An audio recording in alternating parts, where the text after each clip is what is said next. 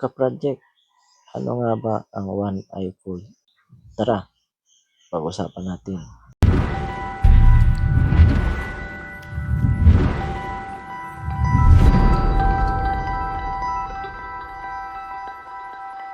Disclaimer: hindi po ako eksperto sa larangan ng pag-iibon. Ang pagtuturong ito ayon lamang sa aking karanasan at sa tulong ng kapwa mag-iibon. Good morning mga ka-project. Today's video, pag-usapan natin ang one-eye cold. May mga nagtatanong kasi sa atin kung ano ba ang gamot sa one-eye cold. Mga ka-project, ano nga ba ang one-eye cold? Ang one-eye cold, mga ka-project, ay isang karaniwang sakit sa mga ibon, or ito yung tinatawag nating viral conjunctivitis, o yung pamamaga ng isang mata o dalawang mata. Pag ito'y lumala na, ang one-eye cold ay tumatagal ng 10 araw at hanggang 2 linggo. So, paano nga ba gagamutin, or ano nga ba ang gamot sa one-eye cold, mga ka-project?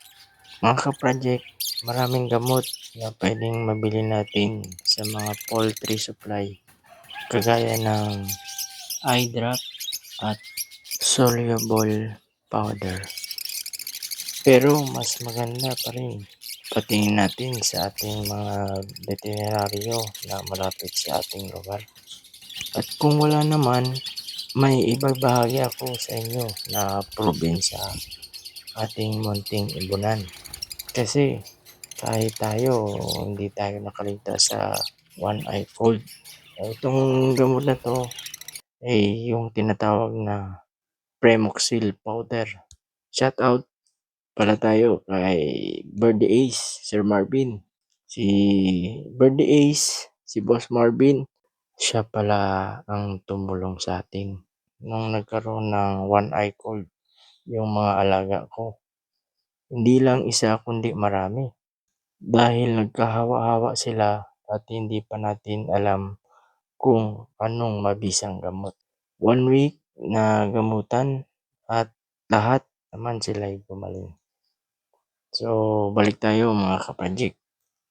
Ang Premoxil powder ay mayroong amoxicillin trihydrate, mayroon din siyang tylosin tartrate, paracetamol at Carrier QS add. So, ano ba ang kayang gamutin ng Premoxil powder? Pwedeng gamutin ng Premoxil powder yung CRD or yung chronic respiratory disease or yung sakit sa baga, Bolorium o yung pagtatai, Coryza o yung common cold, karaniwang sipon, at pwede din siya sa swallowing head syndrome, bumblefoot, and under bacterial infection. So mga ka-project, yung Premoxil powder ay pwede nating gamitin sa swine or yung baboy, yung poultry and fighting cock pwede din. So paano naman ito gamitin, mga ka-project? Kung pag-iwas sa sakit na one-eye cold, mga ka-project, kailangan lang natin ng isang sachet or 5 grams. Ihalo lang natin sa 4 na litro ng tubig at ipainom natin 3 hanggang 5 araw. Kung may sakit na yung ating mga alaga, kailangan natin ng 2 sachet or 10 grams.